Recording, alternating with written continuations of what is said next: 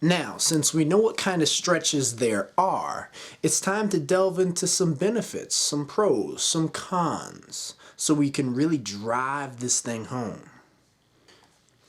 Number 1, how is flexibility correlated to injury? Well, muscles are injured when they're loaded with something more than what they can tolerate. See, muscles can stretch, but only to a certain point. If you overstretch, you can precipitate injury.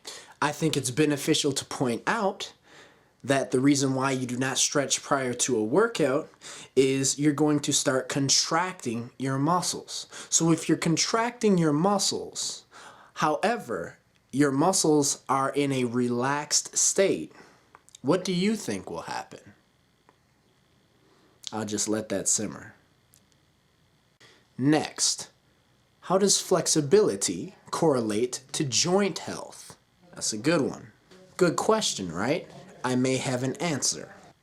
Joints supported by inflexible muscles and soft tissues are subject to all this abnormal stress, which can actually lead to joint deterioration. Poor joint flexibility can also result in abnormalities in joint lubrication. What can this do? Well, it can wear out sensitive cartilage cells that line the joint. For example, tight quads, which is the front of your leg, and tight hamstrings, which is the back of the leg, can actually put abnormal stresses on your patella or your kneecap, leading to pain in that area. Next topic, how does joint flexibility, or flexibility in general, correlate to spinal alignment? Now, I'm sure most of you would know this, but there is a statistic. 85% of human beings across the world deal with low back pain at least one time in their life. Now, we can actually alleviate this pressure on the nerves of the spinal column if we simply have good flexibility in our pelvis, also our spine, and the knees, which is very important. But you also have to have really good posture, sitting up straight, shoulders down and back, neck erect. Even when you're lifting weights, that your shoulders are down and back, your chest is up. If your hips need to be slightly back, they're slightly back. If your knees need to be slightly bent to take pain away from the low back area, you need to do that. That's why it's really good to have a good coach that understands the body and understands form. Moving on, flexibility and DOMS, or delayed onset muscle soreness. What can flexibility do for that? What is DOMS? Well, DOMS is an exercise-induced pain or soreness that you typically feel 1 to 2 days after the lifting that you did. Now, how do you feel this pain? Why do you feel this pain? You actually feel the pain because you have damaged little microscopic muscle fibers as well as connective tissue. Now, you can't grow unless you damage these tissues, so it's kind of a catch-22. So if you are a person that is weak at heart, you probably don't need to be lifting weights, period, and you can keep your normal body.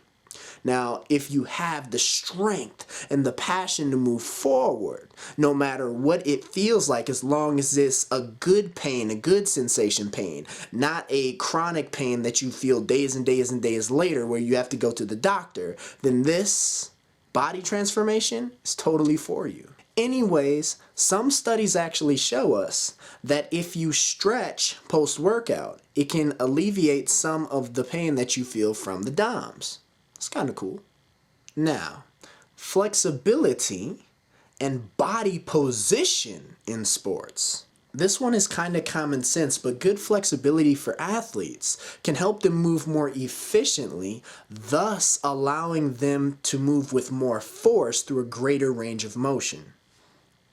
A good example of this would be swimmers. Swimmers with flexible shoulders, they actually do better in competition because they can pull through a greater range of motion that's closer to the midline of their body.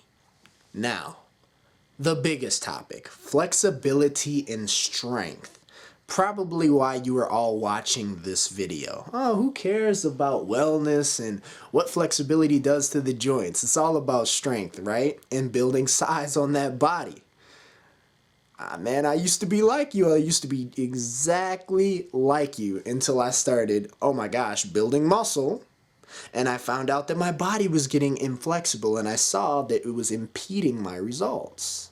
It did for me.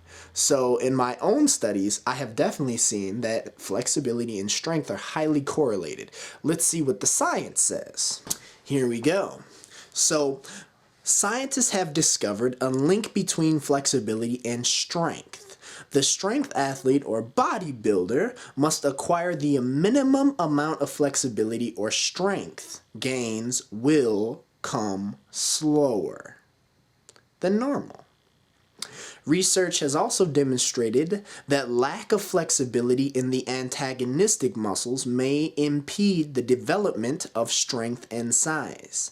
An antagonistic muscle opposes the action of another muscle. The hamstring muscles are the antagonistic muscle group to the quads. Lack of flexibility in the hamstring affects the strength of the quadriceps because of the principle of reciprocal inhibition. Reciprocal inhibition is a process by which stimulation of the muscle spindles of the antagonistic muscle inhibits excitation or the turning on of the agonist muscle through a neural process involving the spinal cord. For example, in the squat, if the muscle spindles in the hamstring fire during the pushing phase of the lift, the quadricep will be inhibited, or in other words, it will not fire, preventing the individual from exerting full force during the movement, holding the individual back from getting stronger in the lift. This is directly from science, guys. That said, research does not suggest that if one stretches 4 to 5 hours a week, such as a yoga person, and becomes extremely flexible, that this will improve strength and size at a more rapid rate. Has not been proven. However, instead, research reveals that inflexibility slows progress when strength and size are the goal.